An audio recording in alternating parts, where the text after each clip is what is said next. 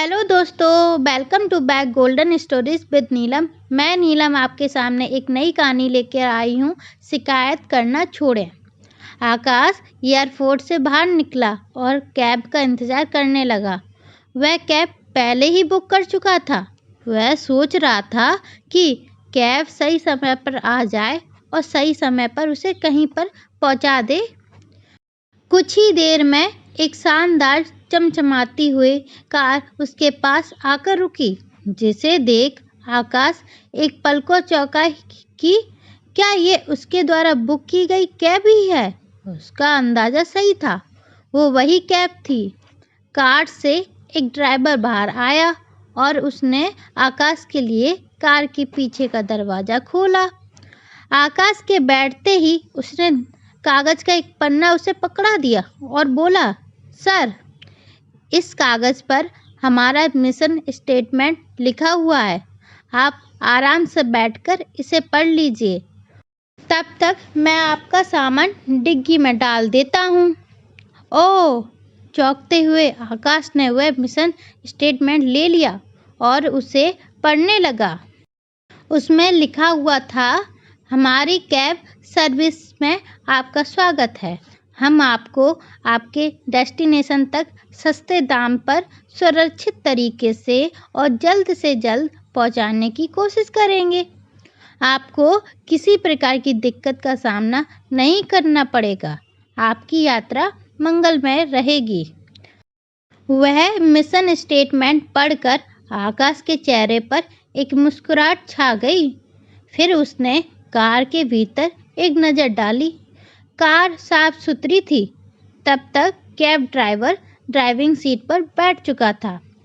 उसने पलटकर आकाश से पूछा, सर, एसी का टेम्परेचर ठीक है? यदि इसे बढ़ाना या घटाना हो तो आप बेझिझक मुझे बताइए। आकाश ने कहा, नहीं, इसकी ज़रूरत नहीं है। एसी का टेम्परेचर ठीक है। इसके बाद कैब ड्राइवर ने एक कार्ड आकाश की ओर बढ़ाया और बोला, सर, इस कार्ड पर सभी रेडियो स्टेशन की पूरी डिटेल है। आप जिस भी रेडियो स्टेशन को सुनना चाहते हैं, प्लीज़ मुझे बताइए, मैं वो प्ले कर दूंगा। आकाश ने कार्ड ले लिया। फिर कैब ड्राइवर ने कहा, सर, आज के सारे न्यूज़पेपर भी यहाँ उपलब्ध हैं। जो आप पढ़ना चाहे मुझे बता दें। आकाश ने एक न्यूज़पेपर पढ़ने के लिए ले लिया। कैब ड्राइवर ने फिर पूछा, सर, आप चाय या कॉफ़ी कुछ लेंगे? आकाश ने जवाब दिया, एक्चुअली मुझे सॉफ्ट ड्रिंक चाहिए था। आपके ठीक सामने एक छोटा सा फ्रिज है। सर, आपको वहाँ चिल वाटर मिल जाएगा। सॉफ्ट ड्रिंक की कुछ वैरायटी भी मिल जाएंगी। चाहे आप आइसक्रीम भी खा सकते हैं। आकाश कार में दी जा रही फैसिलिटी से हैरान था। वह इन्हीं सब के बारे में सोच रहा था कि कैब ड्राइवर फिर से बोला, सर, आप इस शहर के बारे में कुछ पूछना चाहते हैं तो मैं आपको यहाँ के बारे में बता सकता हूँ। इस तरह आपको यहाँ की जानकारी भी हो जाएगी और रास्ता भी आसानी से कट जाएगा। आकाश ने शहर के बारे में तो नहीं पूछा, लेकिन एक सवाल जो बहुत देर से वह सोच रहा था वह पूछ लिया, भाई, तुम मुझे ये बताओ कि क्या तुम हमेशा हर कस्टमर को इसी तरीके से ट्रीट करते हो, इसी तरीके से बात करते हो, उसे ये सारी फैसिलिटी देते हो? कैब ड्राइवर ने जवाब दिया, जी सर, लेकिन ये मैंने 1 साल पहले ही शुरू किया है। यूँ तो 5 साल से मैं कैब चला रहा हूँ, लेकिन पहले ये सब नहीं करता था। मुझ में ये बदलाव एक कहानी लेकर आई।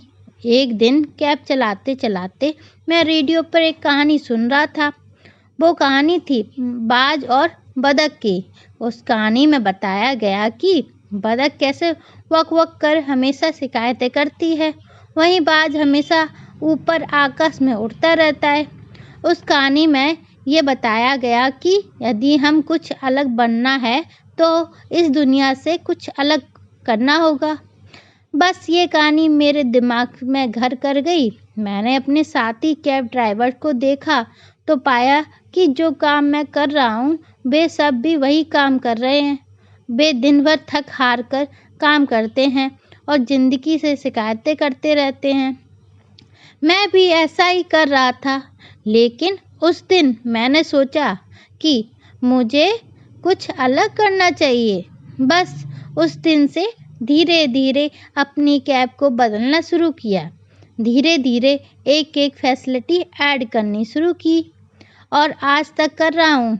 आप बहुत लकी हैं सर कि आपको आज मेरे साथ ड्राइव पर आने का मौका मिल गया, क्योंकि मेरी कैब हमेशा बुक रहती है।